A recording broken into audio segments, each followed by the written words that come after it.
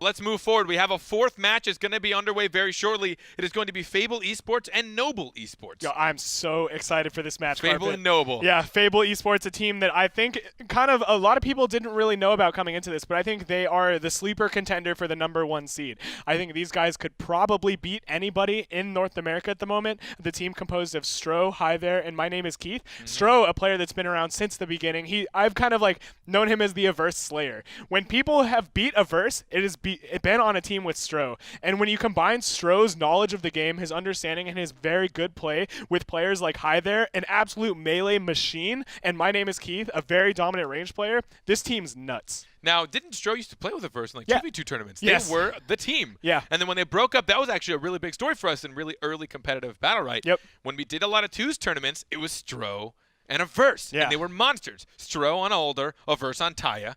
And they just dominated. And they again, don't lose tournaments. Yep. It's kind of a versus thing, but now Stro wants to also be. I don't lose tournaments either. Yep. So he's going to have to bring it to him. So we got a draft underway again. Simple blind draft. I'm not going to explain it again. I don't mean to explain myself too many times, but I know people are going to be rolling in and checking out this new channel.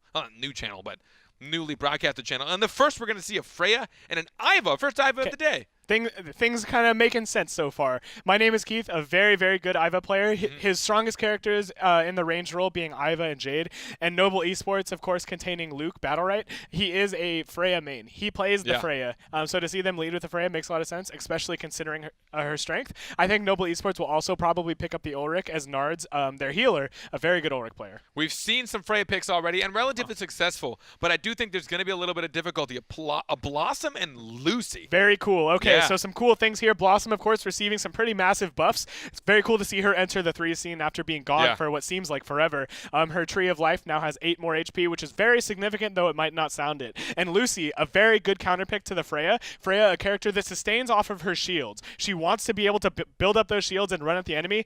Lucy has Clarity Potion, a nice ability that removes all buffs and debuffs from the enemy and allies, so you can just completely neutralize those shields and make Freya very unhappy. But she does struggle against any sticky melee sometimes. That's true. So there's a good chance that Freya, while she might not have shields, can still seriously punish that Lucy. Now we're going to see Jamong as the final pick for Noble Esports, and it's Shifu, our first Shifu of the day as well. Yes, so Shifu, he received a couple of nerfs recently. His M2 does a little bit less damage at full stacks, and the radius a lot less. Yeah. Someone that pocket picks Shifu sometimes. Yeah. It's not terrible, honestly. I think it's really good for Shifu because it stops from forcing him into just, this is how I'm going to get all my burst damage. He needs to be a little more creative now. Right. He's got a lot of the CC and a lot of really cool ways to deal with things. We don't see a lot of harpoons from him, his EXE. I personally love it. I spam it too much and never get my ultimate, and then I usually lose for it. But it is super fun just pulling people around. Yeah, it's funny. Playing with you, somebody a little bit detached from the scene, you talk about how you want to use these EXEs, and that's a lot of what Shifus are saying now. They're saying you need to use a lot more of this EXE, so maybe your knowledge from last patch being applicable here. Maybe I'm a little ahead of the time. Maybe everyone, I'm a low-key sleeper here.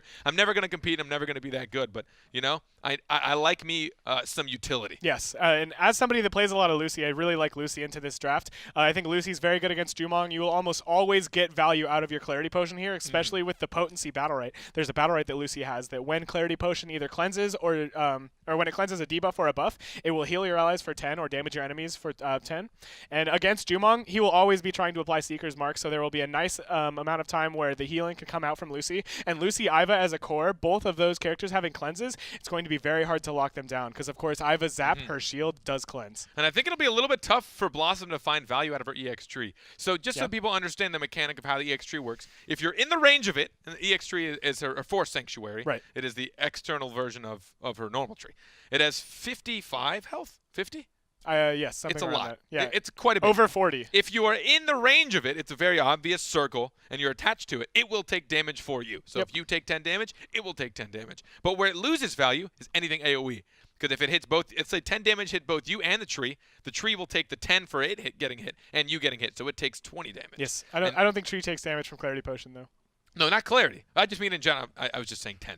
Yeah. But any kind of AoE. So if you're going to use it to protect from ultimates, it's really good if there's singular target. Yeah. But use it to protect against certain kind of AoE ultimates, it's not going to find as much value. We should probably see it. We'll see it used. But I feel like in this team composition, it might be a little bit harder because you've got Iva with kind of rocket AoE damage. Yeah, it's a rocket. You've got an ultimate from Shifu who's just going to shred through it and the tree. Yeah. On your point, I was going to bring up just that. The Iva rocket, very good against EX Tree because it has that AoE, and it does quite a lot of AoE damage. So it will be kind of hard to find value out of that EX Tree. But we'll see how Nards plays this. I wouldn't be too surprised if we see him just kind of pooling energy for ultimate, as most Blossoms do, using that EX space occasionally for the easy 25 damage. And man, this is a very exciting match. Two of the first teams to be picked up by orgs in the BPL, and two very strong teams in their own right. You know, I'm getting excited when In the Flesh can catch me being long-winded, not giving him time to help add to it, and then I hate his point anyways. Yeah, I mean, you're a really smart dude. I got to give you that. You're very good at what you do. But yeah, this is going to be a very exciting match. Hi There is a player that not a lot of people know about, and on this Shifu, one of his signature picks, I think he might just tear this team up. I'm also a fan of calling anything that Hua does, because it is a very fun name to call in any exciting moment. Yeah, man, we'll see how this goes. I'm very excited for this one, as I've mentioned. Stro on the Lucy. Lucy, pick we haven't seen too much of recently. We'll see how she does. Blossom trying to punish Hythar, or at least just stun him up, slow him down. He's going to find Freya, won't find into that counter. Ooh, Stro being forced to roll already. No barrier available. Luke doing a very good job playing aggressively here. And Hi There just kind of getting tossed around. And now Red Team having complete control of this orb. We'll see if they get it. But Fable actually nabs it. Somehow, and I wish you could have seen the WASD that Shifu was able to do. Hythar going around Rain of Arrows and the AoE Boom Bloom, all because of the boost that he got from the Shield of Iva. There it is, Force Sanctuary getting shred through. The Incapacitate followed by a fully charged M2 into Nards. Again, another counter. Freya posting another selfie, no one hitting it. Yeah, and Hi There absolutely tearing up this backline. Red Team going to be able to get this orb. The counter is available. Sloppy play here from My Name is Keith as he drops that ultimate, and now Lucy going to get tunneled down. A little bit of a desperate situation for the backline of Stro and My Name is Keith, and it's looking like the Red Team, Noble Esports, is going to be able to take the round. The Incapacitate followed by the damage onto Nards. Shifu almost has his ultimate. He wants it to try and get out of there. He's got the ultimate. He's going to find some damage, but he can't get a kill. He'll go down, and Fable Esports getting punished. You think from that Iva ultimate? I don't think it was the Iva ultimate. I think the Iva ultimate was just what was going to happen in the position they were in. Yeah. They were in a very desperate situation there. The aggression going on to My Name is Keith was pretty unrelenting. Luke doing a great job staying in the backline. And even after the Freya nerfs, Luke looking pretty strong. They lost a lot of health in probably the first 20 seconds. I wasn't able to catch how Stro got so low, which is why I think he felt a little bit more pressure into that early roll once he saw Freya right next to him. Sure. In reality, if he had full health, he just accepted it, eat it. He'd try and heal through it. Maybe he'd lose 30, 40 health, but that's okay that early on in the game. And she'd dump a bunch of cooldowns they'd be able to punish. Ooh. Hi There going directly onto this Jumong, trying to give him no room. The Prowl and Black Arrows already being forced. He hits the counter, though, a little bit unfortunate. The EX space coming out from Blossom, and now Nards, he's a little bit of weak here. Oh, look at that. We're going to see the backline getting pushed through. Look at that. Finding her. She's going to get shredded through. That was so sick. That was insane. Attacked from both sides. An absolutely beautiful taser from My Name is Keith. Right when Nards became unstunned, he ate the stun from the taser. A little bit of a sloppy play from the Blossom, going to get him killed here. Lining up the panic into the M2 from Hi There. Freya running out of cooldown. She's going to get killed by the M2. That leaves Jumong left all alone. He's got enough cooldowns to maybe kill one person, but not when all three are still alive. Fable are going to take it back. Round for a round. Yeah, and we see the power of the Shifu here. Hi There pulling that MVP, and I think he was the reason they took this round. We saw him immediately javelin in onto the Jumong, forcing Wa to play so defensively. And Hi There, he just kind of 1v2'd back there for a little while. Nards and Wa couldn't get Hi There out of there. When you talk about best melee players in North America, Hi There is right there contesting for that top spot. Yes, this dude's in my mind. This guy is under the radar in terms of the best, and exciting to see him pop off that round. We'll see if the blue team can keep it up or if Noble can strike back in round 3. Hi There hunting down Jumong last round, but now you'll see Jumong being a little bit more patient, staying on the mount as long as possible. The tree is down. The barrier already down as well onto Shifu, but he's found him. He found Wa. Wa. He doesn't hit the counter, though. Really nicely done from the backline, and now the punish is going to be massive. Yeah, with that counter not being procced, Hi There's in a very dangerous situation, and Red Team gets a free orb. They did secure the orb, but now he's got all his cooldowns back. The EX space coming out. He's going to grab the greens as well. It's a lot of health, but the punish from the ultimate of Luke. It's pretty big here, and Hi There's trying to find damage onto Nards, but Nards is able to space away, and Hi There's not having as easy of a time this round. No, he's really not, but he's able to have the confidence to go, and he gets the pull, but he gets stunned in the meantime. There it is, the EXEs we were talking about.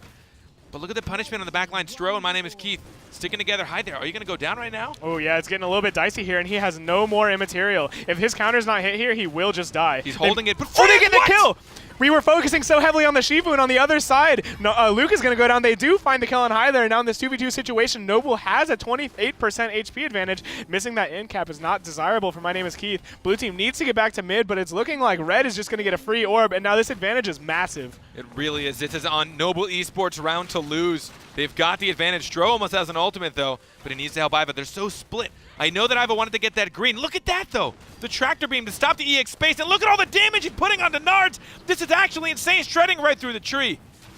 Oh, yeah, and the double rain of arrows doing so much. Beautiful play there from Wood, not letting Stro reconnect with My Name is Keith. My Name is Keith maybe getting a little bit far away from his healer, not able to support this Lucy against that Jumong. He did a fantastic job outplaying Nards, eating the EX space, and then also using the flamethrower through the tree, getting insane max health off of Nards. But as you said, being separated from his support, he was just going to get punished from there on out. Yes, the way you want to play with Lucy Iva is generally very turtley. These two want to sit together, and we see what happens when you're not able to. Lucy by herself does have quite a significant weakness against the Jumong, and Wood just kind of outranged him. He outranged Stro, hit him with those M1s, eventually dropped the rain of arrows, and found the kill. Noble Esports now up 1 round.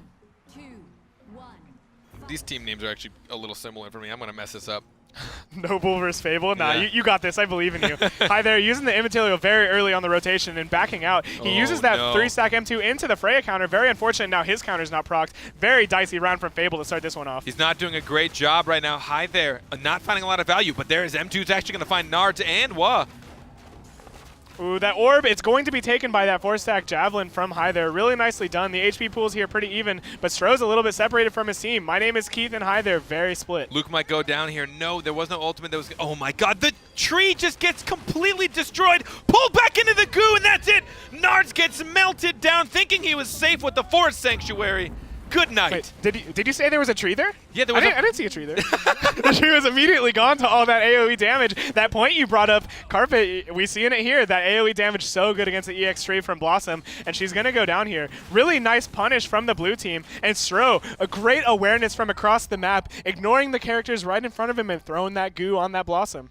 Now, does the goo affect the tree? Yes. The goo just blanket affects the tree, so it was taking double damage, so it immediately just shredded. Yes, sir. I think it also maybe got like pierced through an M2 from Shifu. It was just Iva was M1ing it. Yeah. No, there was no tree, pretty much. The tree was planted and immediately it was chopped down. And that's huge because as a Blossom player, a lot of times you rely on that as one of your cooldowns to rotate through, to stay alive. You have your space, you've got your gust, you've got your EX tree. Cool, 50 damage shield. In this case, half a second shield. Yeah, quite a big one, but not going to work there. We'll see how this one goes. Blue team, they found their way much more in the middle. You see how safe Luke is playing in comparison to the last game. He finally chooses to aggress, but a nice zap from My Name is Keith gets him off him. The counter being procced is a little bit unfortunate for the Iva, however. But down bottom, the damage from High there onto the Blossom is massive. Nards is just getting shredded. Hi there still hasn't even popped his counter. Oh my god. He hasn't popped his counter. He held it for so long. So they had to ignore him because they knew he had it and they know his reaction time. That was so well played by him. Thunderstomp onto My Name is Keith. But no more energy. Not a lot of cooldowns from Luke. Yeah, it's something we didn't get a whole lot of time to talk about during the draft, but in the Shifu versus Blossom matchup, if Shifu ever gets ahead of that cooldown rotation, he's going to absolutely tear up the Blossom. And a nice little thing is even if Blossom tries to get the Shifu off of her with the tree, he can just farm stacks. He'll just hit that tree a little bit, farm some M1 stacks, and then lay a fatty M2 into the Blossom. And we saw it there. Nards didn't really have an out. That was actually super cool. The fact that we didn't see High there proc his, or even just cast his counter at all until after Blossom was dead. Yes. Because you know the pressure that it puts on your opponent's minds when you still have it. They all had to keep saying out loud, Shifu still has counter. Yep.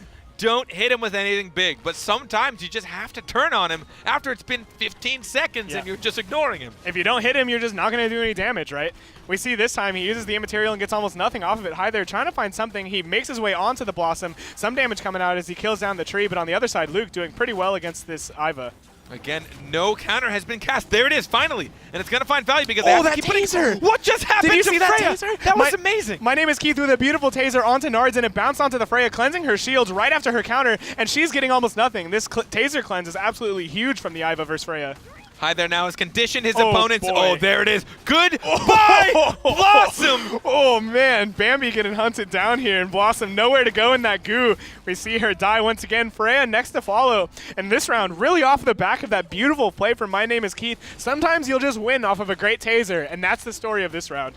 Now, in the flesh, let's talk a little bit about conditioning of your opponents. Oh, yeah. Hi there spent so long not casting his counter to where his opponents had no choice but to start treating it like he wasn't going to cast. Yes, sir. And then he got 3 counters procced in a row. Yep, the round prior, you talked about how he wouldn't counter. Hi there telling his enemies that he was going to hold that button. He wasn't going to press it, and he was going to wait. And then the next round, we see him popping it off and getting a key counter hit. And that's really the sign of a very good melee player, when you're able to play those mind games effectively and win the round because of it. Your opponent's minds become Play-Doh if you're good enough. And now we can see Noble Esports are falling to Fable, as they're just slowly pulling away with this. One more victory will give Fable the points. And they will take the victory here. Hi there again in the back line, but he finds Wa now instead of Blossom. Oh gosh, but he rotates right over and gets that extra damage from his counter proc onto the Blossom, and he spears back in. The aggression from Hi there's unrelenting. A beautiful EX space, dodges, and a sick double in-cap. Hi there! And then he doesn't need the counter either. He flicks over the 4 Sanctuaries down, but it gets melted through. Dude. The Panic, the M2. Hi there is going off. What's up, Hi there? How you doing? How you doing, bud? He's playing absolutely insane here, and Luke down to almost no HP, sitting at only 86. He has to play so flawlessly, and it's so hard against the Clarity Potion and Taser. Ooh, the nice panic off of the in-cap, but Luke manages to actually get that orb. What I love seeing out of the way he's playing Shifu, the 2 things people hate about Shifu are his counter and his R, and we have rarely seen him even cast them. Ooh, down bottom, a nice stun from the tractor beam. Oh, and the knockback. Goodbye. Oh, God. Nards tries to use his ultimate to prevent some of the damage that was coming out, but still, he had nowhere to go. And, man, Fable Esports, I was a little bit concerned. You know, the first couple rounds against Noble, they did not look too good. I was praising them a little bit, but they're coming back, striking back, and kind of, this is the Fable I expected. These guys look very good. 5 rounds to 2, and Fable will be victorious in their first showing here in the Battlerite Pro League in great showing.